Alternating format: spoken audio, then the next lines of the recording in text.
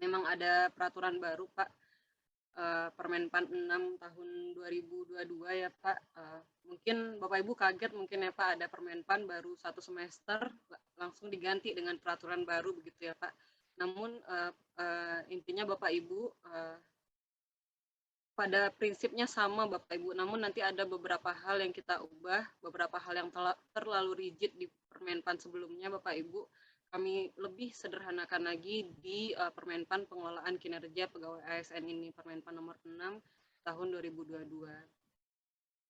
Nah, untuk bahan diskusi kita nanti ada dasar hukumnya, poin transformasinya, prinsip umum, perubahan.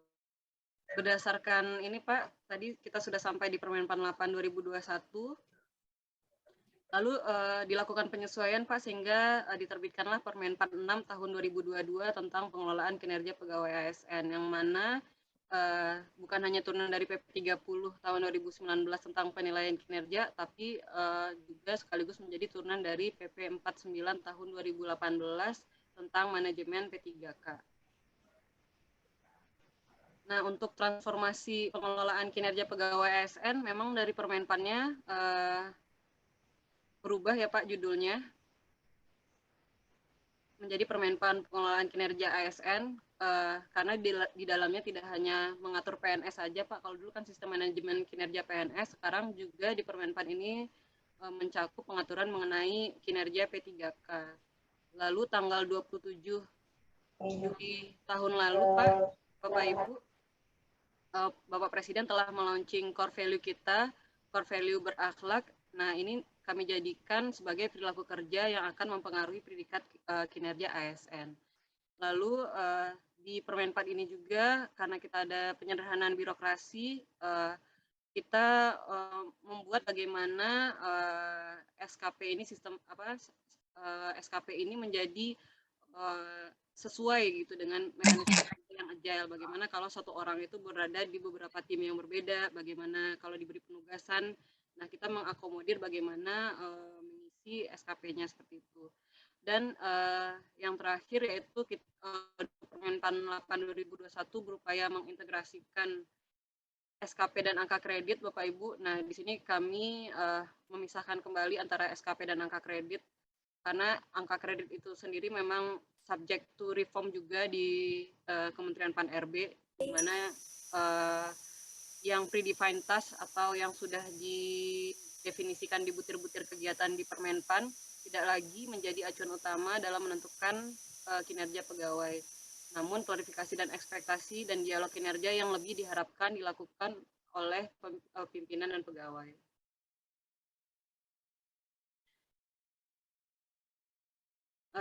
Baik Bapak Ibu, untuk poin-poin detail perubahannya dengan Permenpan 8 seperti yang sudah kami sampaikan tadi, dahulu lingkupnya cuma PNS, sekarang sudah mencakup juga dengan P3K, jadi PNS dan P3K. Tahapannya juga sama, ada 4, cuma kami lebih detailkan lagi. Perencanaan kinerja yang meliputi penetapan dan klarifikasi ekspektasi, pelaksanaan pemantauan dan pembinaan kinerja pegawai yang meliputi pendokumentasian kinerja, pemberian umpan balik berkelanjutan, dan pengembangan kinerja pegawai. Lalu untuk penilaian kinerja pegawainya yang meliputi evaluasi kinerja pegawai dan tindak lanjut evaluasi kinerja pegawai yang meliputi pemberian penghargaan dan sanksi. Nah, core value-nya ASN kita jadikan perilaku kerja. Lalu untuk standar perilaku kerja, kalau dulu ada jenjang standar perilaku kerja ditetapkan sesuai jenjang jabatan dalam bentuk level 1 sampai 7. Kalau sekarang panduan perilaku pada core value ASN tanpa pelevelan kita dan dapat diberikan ekspektasi khusus pimpinan atas perilaku ASN. Kalau dulu Bapak Ibu, dulu ada 2 model ya Bapak Ibu, model dasar, model pengembangan, yang kedua-duanya sama sebenarnya pendekatannya kuantitatif. Lalu SKP adalah rencana kinerja yang merupakan hasil kerja saja. Nah, kalau di Permenpan yang baru ini, kita modelnya ada 2 juga Bapak Ibu, tapi modelnya itu kuantitatif dan kualitatif. Nah, kualitatif ini untuk mengakomodir Bapak Ibu yang sebenarnya rencana kinerjanya itu tidak bisa dikuantitatifkan gitu. Lalu SKP adalah rencana kinerja yang memuat ada hasil kerja dan perilaku kerja. Nanti ada formnya, ada yang kuantitatif, ada yang kualitatif. Nah, kalau yang kuantitatif itu tidak jauh berbeda Bapak Ibu dengan form yang sebelumnya, ada rencana kinerja, aspeknya yang diukur apa, lalu ada indikator kinerja individunya, target keberhasilannya, lalu sumber data untuk pemantauan dan pengukuran. Lalu kalau yang kualitatif maksud kami itu ekspektasi pimpinan dalam indikator bersifat deskriptif dan menggabungkan target. Misalnya seperti ini, ada rencana kinerja, lalu ukuran keberhasilannya berupa kalimat saja, begitu Bapak Ibu. Kalau contohnya di sini, usulan persetujuan teknis kenaikan pangkat pegawai disusun secara akurat dan diselesaikan tepat waktu. Maka ukuran keberhasilan berdasarkan dialog kinerja dengan pimpinannya, tidak ada usulan persetujuan teknis yang BTL karena kesalahan data atau pengetikan atau verifikasi. Usulan kenaikan pangkat disampaikan kepada BKN untuk periode Oktober 2014 disampaikan tidak melebihi 25 Juli. Nah, ini kualitatif dia Bapak Ibu. Jadi nanti mau pilih yang mana, yang kuantitatif atau kualitatif itu Bapak Ibu sendiri bersama pimpinannya yang lebih tahu mana yang lebih cocok. Jadi kami serahkan ke masing-masing lembaga begitu Bapak Ibu. Namun dari Kemenpan menyediakan 2 opsi, bisa pakai kuantitatif, bisa pakai kualitatif. Yang kuantitatif kami tekankan sekali lagi tidak ada perbedaan yang jauh dari yang sebelumnya. Nah, untuk penilaian kinerja mungkin kalau dulu mumet ya Bapak Ibu ya, rumusnya matematis sekali, lalu ada pembobotan, ada metode cascading direct dan non direct, terus ada pembobotan kinerja utama dan tambahan. Nah, kami evaluasi Bapak Ibu selama 6 bulan, lalu akhirnya kami sederhanakan, tidak ada lagi rumus matematis, tapi kita nanti menggunakan kuadran dan tanpa ada persyaratan pembobotan tertentu begitu Bapak Ibu. Jadi salah satu yang breakthrough-nya memang di penilaian kinerja juga, kita tidak terlalu rigid Bapak Ibu seperti itu. Untuk yang hubungan SKPJF dengan butir kegiatan, dulu kita coba integrasikan, sekarang tidak lagi, karena yang seperti kami sampaikan tadi, angka kredit itu sendiri memang subject to reform Bapak Ibu. Jadi memang di SKP ini yang lebih kita tekankan adalah dialog kinerja antara atasan dan bawahan nanti yang dituangkan ke dalam rencana kinerja begitu. Makanya sebenarnya di Permenpan 8 2021 ini memang salah satunya selain berupaya meningkatkan kualitas dan kapasitas dari pegawai, nanti ada penguatan peran dari pimpinan juga begitu. Kami izin lanjutkan ya Pak Sihopo. Selanjutnya untuk semester 2 2021 Bapak Ibu itu tetap pakai Permenpan 8 2021, namun untuk di tahun 2022 ini kita sudah memakai Permenpan 6 tahun 2022, tapi kami tekankan sekali lagi Bapak Ibu, perubahannya kalau Bapak Ibu sudah paham apa yang ada di Permenpan 8 tahun 2021 itu tidak akan sulit di Permenpan 6 tahun 2022 karena intinya sama, perubahannya hanya yang beberapa tadi yang kami sampaikan kepada Bapak Ibu. Hal-hal yang terlalu rigid lebih kami sederhanakan lagi. Nah, mungkin kalau boleh membahas secara full lagi ya Bapak Ibu, Permenpan 6 2022 ini yang sebenarnya sebagian besarnya sama juga dengan Permenpan 8. Nah, isu-isu kinerja pegawai itu misalnya apa begitu ya Bapak Ibu. Nah, salah satunya sistem merit, evaluasi sistem merit, skema remunerasi pegawai. Kalau Bapak Ibu pernah dulu dengar ada yang namanya PPGTF, gaji tunjangan dan fasilitas ya, yang amanat dari Undang-Undang Nomor 5 Tahun 2014, itu tidak keluar-keluar sampai sekarang karena emang isunya salah satunya kinerja Bapak Ibu.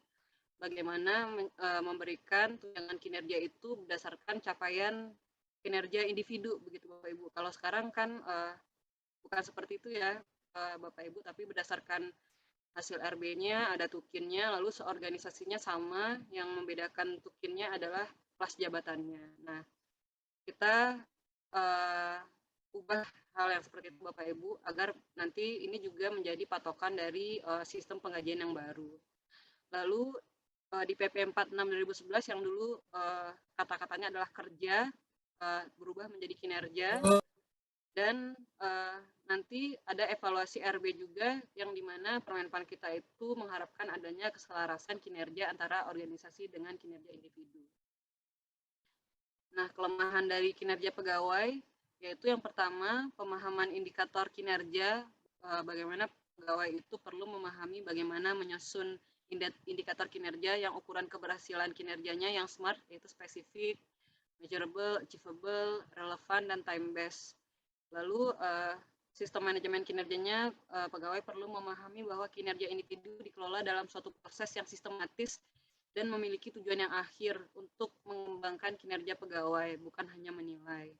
Dan seperti yang sudah kami sampaikan sebelumnya, bagaimana Permenpan ini mengharapkan sekali peran pimpinan, lalu mengharapkan sekali kolaborasi antara pimpinan dan pegawai melalui dialog kinerja. Prinsip umumnya sama Bapak Ibu dengan yang di Permenpan 8 juga, bagaimana pengelolaan kinerja pegawai tidak hanya sekedar menilai kinerja, tetapi juga sebagai instrumen oleh pimpinan untuk mengembangkan kinerja pegawai atau performance development.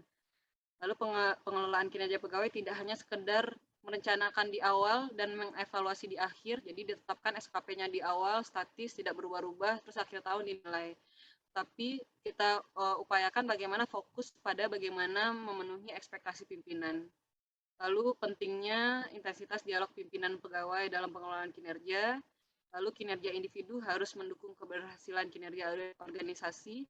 Dan yang terakhir, kinerja pegawai mencerminkan hasil kerja, bukan sekadar uraian tugas serta perilaku yang ditunjukkan selama bekerja dan berinteraksi dengan orang lain. Jadi harus mencerminkan hasil kerja serta perilaku yang ditunjukkan selama bekerja dan berinteraksi dengan orang lain. Nah, gambaran umumnya masih sama, ada penetapan dan klarifikasi ekspektasi yang diawali dengan dialog kinerja, lalu selama itu ada pengembangan kinerja melalui pemberian umpan balik berkala atau ongoing feedback dalam pelaksanaan pemantauan dan pembinaan kinerja. Nanti ada evaluasi kinerja pegawai dalam melakukan penilaian kinerja. Nanti ada siklus pendeknya Bapak Ibu, ada kuartal, ada siklus penuh. Nah, kalau di Permenpan itu tidak dibatasi, bisa harian, bulanan, triwulanan, semesteran, tahunan. Untuk yang siklus pendeknya itu tergantung instansi Bapak Ibu masing-masing begitu, karena memang ada juga beberapa instansi yang evaluasinya itu harian, tapi kalau yang kami sarankan short cycle-nya itu kuartal atau 3 bulanan. Lalu nanti ada siklus penuhnya atau yang kita sebut tahunan. Dan di akhir yaitu pemberian penghargaan berdasarkan kinerja pegawai dalam tindak lanjut penilaian kinerja. Nah, mungkin sedikit bercerita juga Bapak Ibu, ASDEP kami itu, unit eselon 2 kami itu namanya Asisten Deputi Peningkatan Kinerja dan Sistem Penghargaan SDM Aparatur. Jadi memang tempat mengenai penggajian, pensiun, dan lain-lain itu memang di tempat kami juga. Nah, kami sedang menindaklanjuti Permenpan 6 2022 ini dengan sistem yang baru tersebut nanti begitu. Jadi memang diharapkan memang benar-benar ada penghargaan berdasarkan kinerja pegawai lewat Permenpan 6 2022 ini. Nah, untuk ini sepertinya Bapak Ibu sudah tahu juga ya, Bapak Ibu sama-sama kita ketahui bagaimana penyelarasan kinerja organisasi ke kinerja individu dari RPJMN atau RPJMD ke Renstra, lalu ke PK, dari PK itu bisa menjadi SKP-nya JPT, lalu melalui dialog kinerja nanti JPT menyampaikan harapannya kepada pegawai yang menjadi bawahannya, dan nanti ada matrik peran hasil, dan dari matrik peran hasil antar pegawai yang jelas perannya apa, nanti bisa dijadikan SKP dari pegawai itu masing-masing, baik jabatannya administrasi maupun jabatannya fungsional. Nah, untuk misalnya unit kerja itu bisa hasilnya itu berupa outcome, output, layanan, dan itu nanti menjadi kinerja dari SKP JPT, seperti yang sudah kami sampaikan juga tadi Bapak Ibu, bahwa SKP itu ada hasil kerja, ada perilaku kerja. Nah, untuk yang hasil kerja, nanti bisa dalam bentuknya outcome, output, layanan.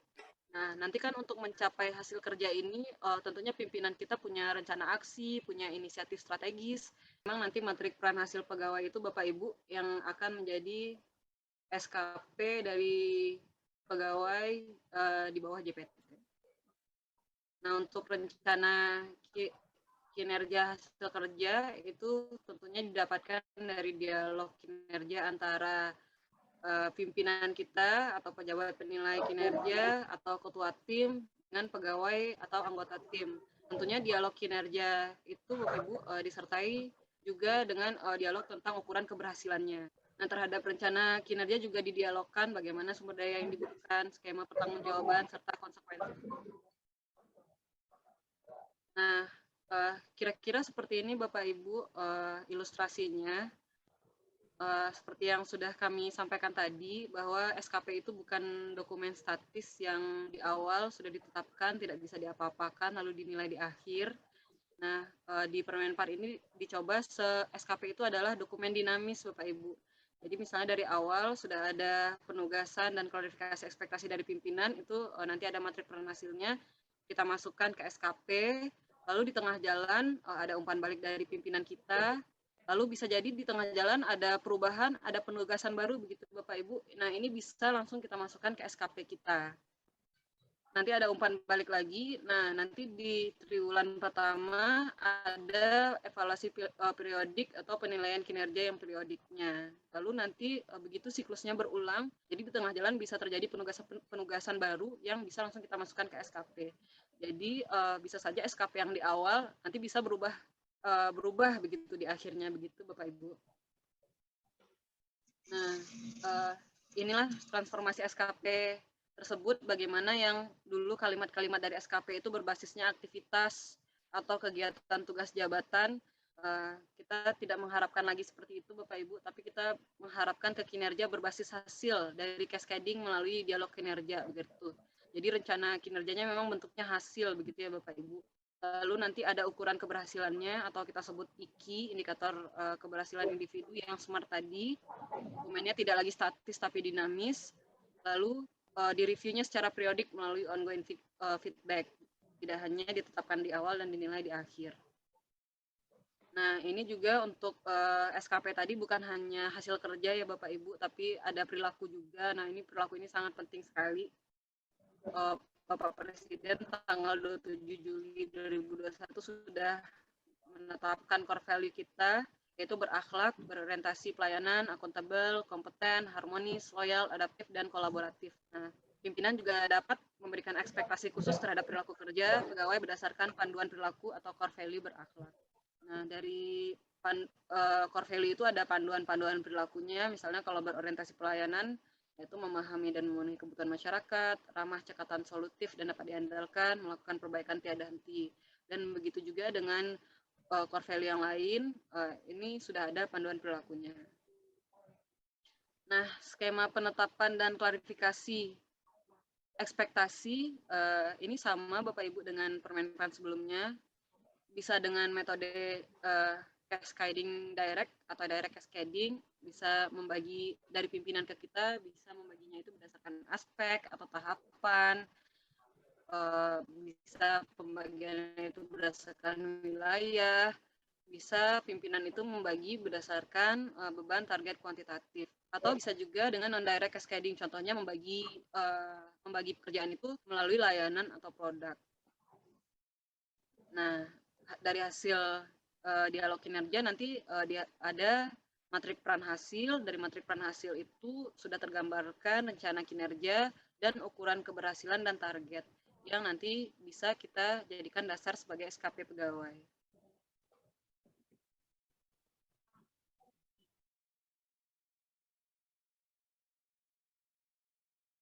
Oke, untuk yang mekanisme kerja, penetapan dan klarifikasi ekspektasi untuk pola penugasannya, ini ada pegawai begitu ya Bapak Ibu.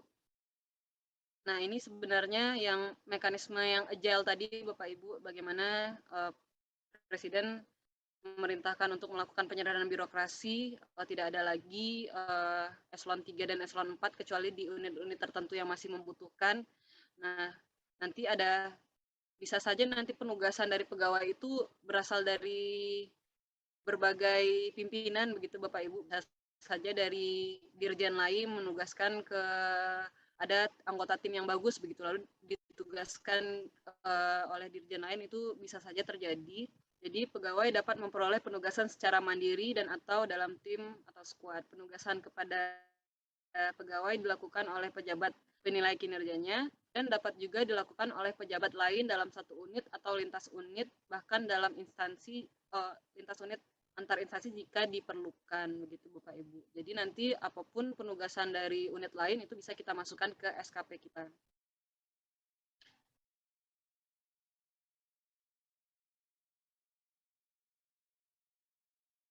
Nah, alurnya seperti ini Bapak Ibu.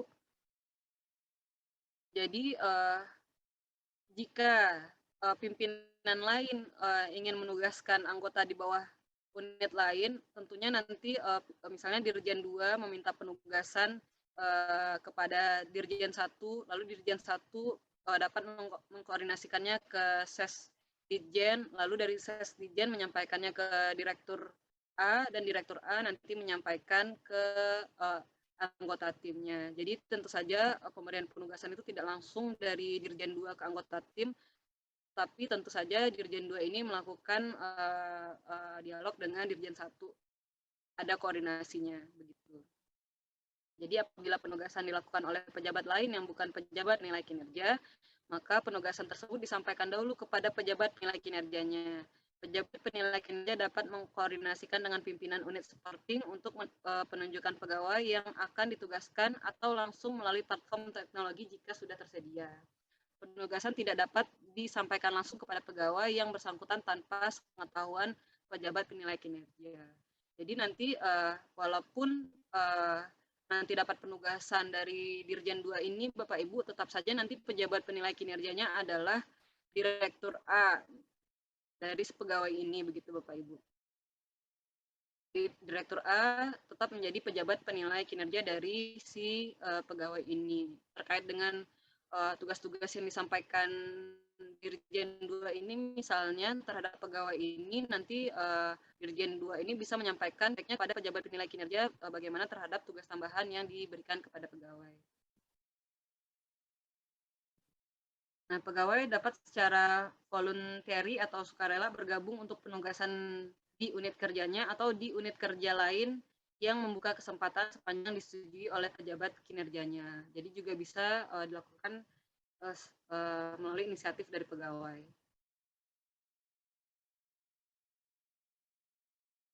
Nah, yang penting seperti yang sudah kami sampaikan tadi, Bapak Ibu disetujui oleh pejabat penilai kinerjanya. Nah, untuk mekanisme kerja pelaporan kinerja, nah ini pegawai melaporkan kinerjanya langsung kepada pejabat yang memberikan penugasan dengan tembusan kepada pejabat penilai kinerja. Jadi pegawai itu langsung memberikan pelaporan kinerjanya kepada pejabat di luar unit yang menugaskan, nanti juga diberikan feedback-nya terhadap hasil kerjanya. Nah, pejabat yang memberikan penugasan langsung memberikan feedback atau umpan balik atas kinerja pegawai selama ditugaskan dengan tembusan kepada pejabat penilai kinerja dari pegawai yang dimaksud.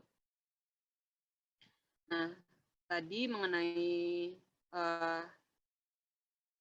keagilan dari organisasi Bapak Ibu. Nah, untuk cascading Bapak Ibu, ini contoh-contoh dari cascading tadi. Kalau direct cascading bisa saja nanti dari pimpinan ke kita itu pembagiannya berdasarkan wilayah. Misalnya kalau ini contohnya adalah Kepala Dinas Kebersihan, punya rencana kinerjanya indeks kebersihan kota A, maka dibagi ke ketua timnya misalnya adalah indeks kebersihan di kecamatan 1 dan 2 dan di kecamatan 3 dan 4 untuk ketua tim 2.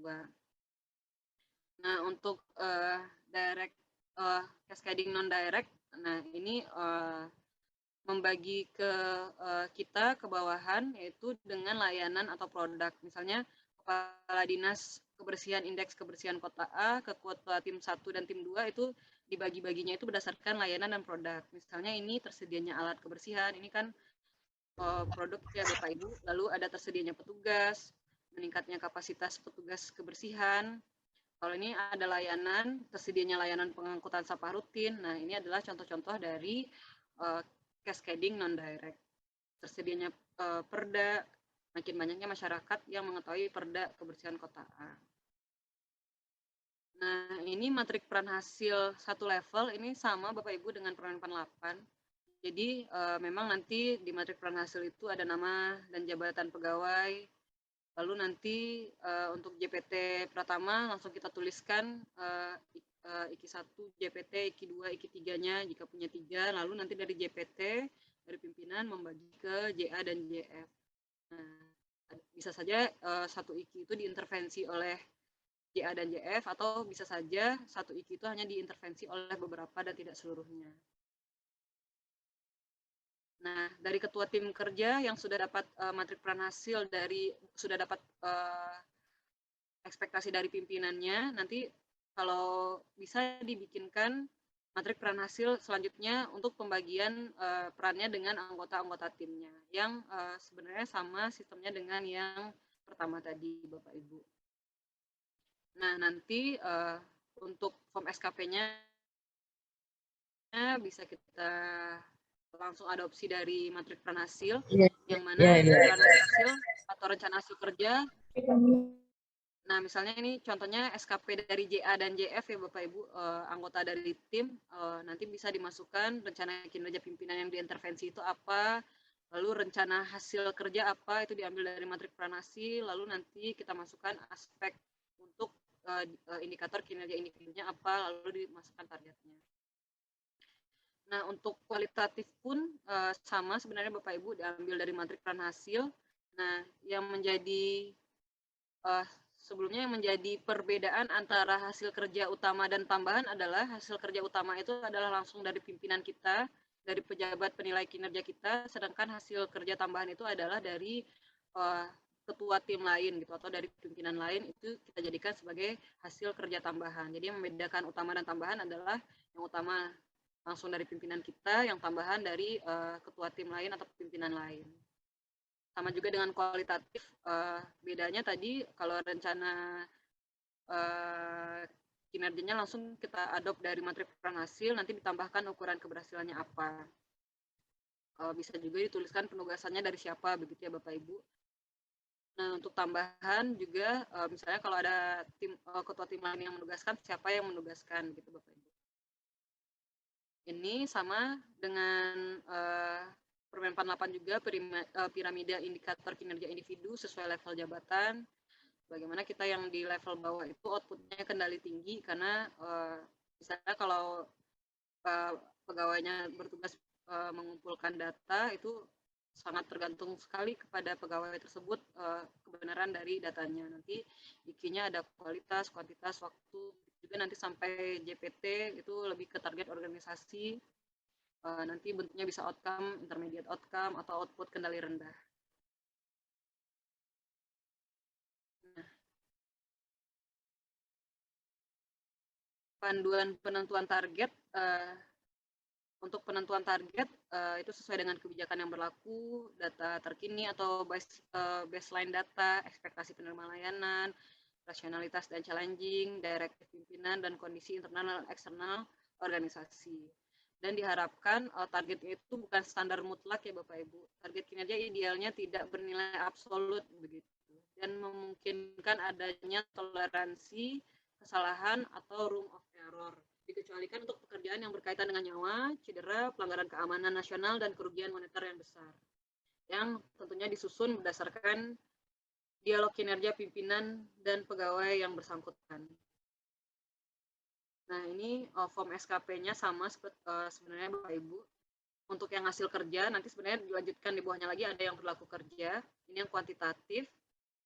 Nah, ini yang perilaku kerja, ini satu lanjutan sebenarnya, ini yang hasil kerjanya, ini yang perilaku kerjanya. Nah, ini sebenarnya sudah langsung given ya Bapak Ibu, ada core value berakhlak dan panduan perilakunya. Nah, nanti pimpinan bisa memberikan ekspektasi khususnya dan bisa kita tuliskan juga di sini. Nah, ini untuk manual indikator untuk JPT. Nah, ini lampiran dari SKP. Kalau ada, bisa sumber dayanya, skema pertanggungjawabannya, lalu konsekuensinya. Oke, kalau yang tadi JPT Bapak Ibu, kalau ini form JF atau JA, sebenarnya sama juga Bapak Ibu, ada beberapa hal saja yang berbeda. Nah, perilaku kerjanya juga sama, formnya. Nah, ini lampiran dari SKP-nya. Nah, kalau kualitatif yang membedakan tadi di hasil kerjanya Bapak Ibu, bagaimana kalau yang hasil kerja yang kualitatif itu cukup mencantumkan rencana hasil kerjanya apa dan ukuran keberhasilannya apa. Dan ada yang utama, ada yang tambahan.